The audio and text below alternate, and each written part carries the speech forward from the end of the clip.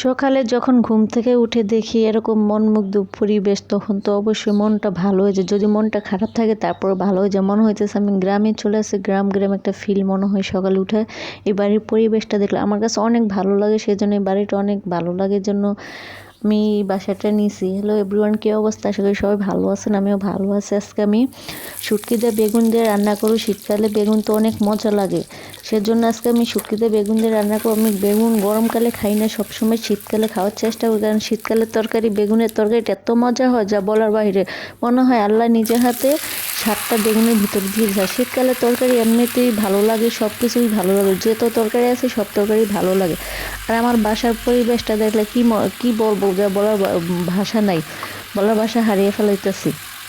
কারণ এটা হলো আমার বাসার সামনের টুক, পুরো বাড়িটা যদি আপনাদেরকে দেখাইতে পারতাম তাহলে আপনারা বুঝতেন যে আসলে আপু সত্যি কথা বলতেছে। বাসার পরিবেশটা গ্রামের মতো মানে ঘুম থেকে উঠলে গ্রামের যখন ঘর বাড়ি, গাছগাছালি, কুকুর বিড়াল এগুলো সব কিছু দেখা যায়, বাসাটা ঠিক এরকম সিস্টেম। অনেক সুন্দর পরিবেশটা, আমার কাছে অনেক ভালো লাগে। আর এই বাসার মানুষগুলা অনেক পরিপাটি, সবসময় পরিষ্কার থাকার চেষ্টা করে, সবসময় ঝাড়ু দেওয়ার চেষ্টা করে।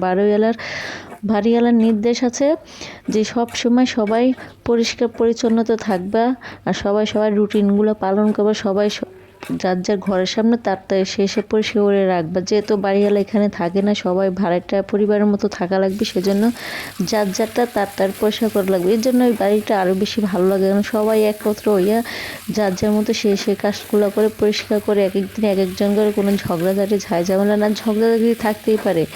দুটা হাঁড়ি পাতিল যদি এক জায়গায় থাকলে তাহলে তো একটু বাড়ি খেলে ঠোকাঠুকি হবে, তাই না? আর আমরা তো মানুষ তো অবশ্যই একটু না একটু ঝগড়াঝাটি হয়, সেটা কিছু না। এক পরিবারে থাকতে হলে যেরকম একটা ঠোকাঠুকি হয়, এটা ঠিক ওরকম। তো আজকে আমি শুটকি দিয়ে বেগুন দিয়ে রান্না করবো। শীতকালে বেগুনের তরকারি আমার কাছে খুবই ভালো লাগে, তো এই তরকারিটা ভালো করে কষে নিয়েছি, এখন ভাতটা সেঁকা দিতেছি।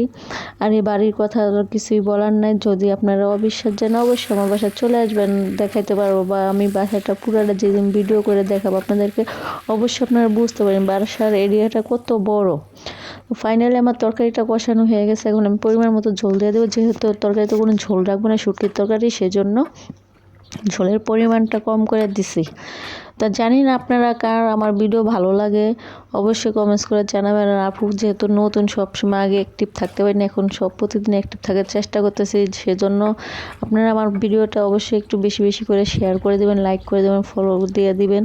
তাহলে আপনাদের ভালোবাসা সাপোর্টে আমি আস্তে আস্তে উৎসাহ পাবো, বা মনে একটা আগ্রহ জাগবে যে না, আমার ভালোবাসা মানুষগুলো আমার ভিডিওগুলো ভালো লাগে। বা আমি যেরকম সাদাসিধা মানুষ, ওরকম সব কিছু দেখাই, ওরকম যেটা খাই সেটাই রান্না দেখাই, যেটা করি সেটাই দেখা। আমি এরকমভাবে চলি না যে আপনাদেরকে অন্য কিছু দেখাবো, আমি যেরকমটা চলি সেরকমটাই দেখা। আমি খাবো লবণ দিয়ে ভাত, দেখাবো মাংস না, আমি তাই, ঠিক আছে? তো আমার ভিডিওগুলো যদি ভালো লাগে বারবার বলে একটু শেয়ার করে দিবেন। ভিডিওটা আজকে এই পর্যন্ত, আল্লাহ হাফেজ।